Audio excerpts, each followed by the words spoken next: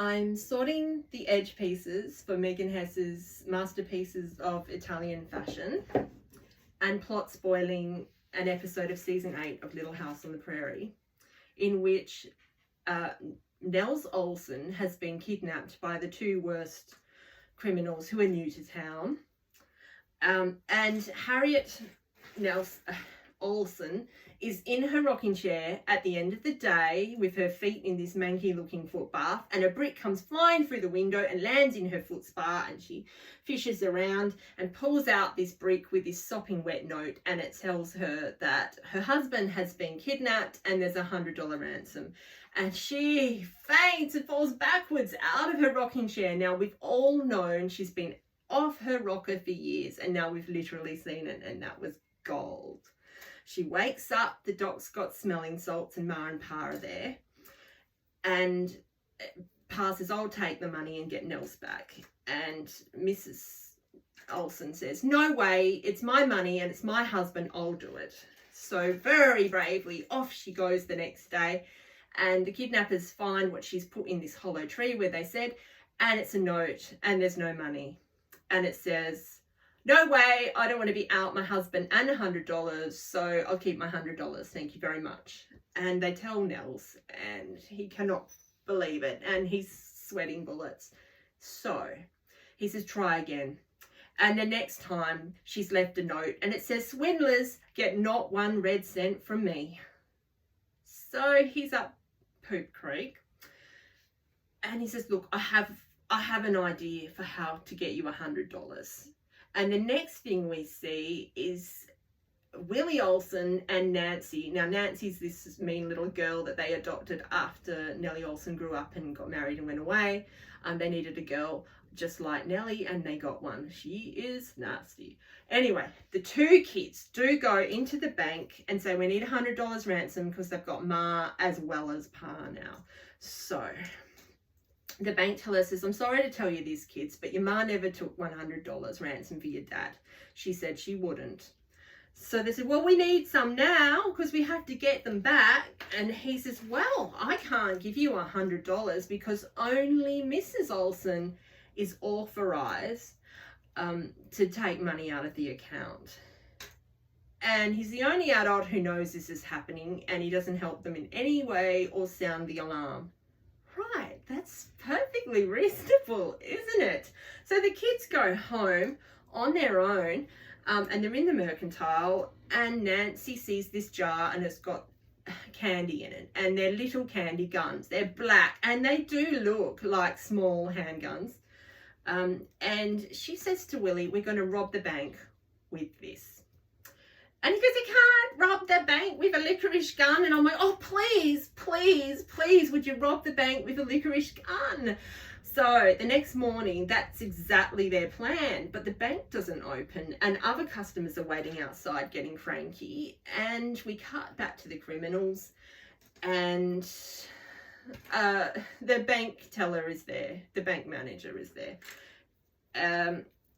And they said, we're going to get $100 by hook or by crook. So get someone to go into the bank for you and get $100. And he goes, I'm the only one with the key. Of course he's the only one with the key. I don't believe this dude is married, and you don't go around giving out the keys to the bank, do you? So of course he is the only one, and you've got him. What did you think was going to happen?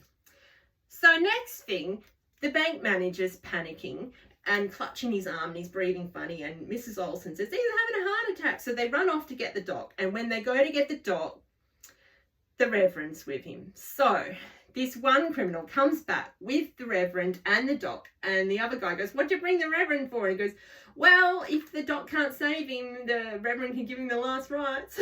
So that's comforting. But it turns out that the bank manager's just having an asthma attack.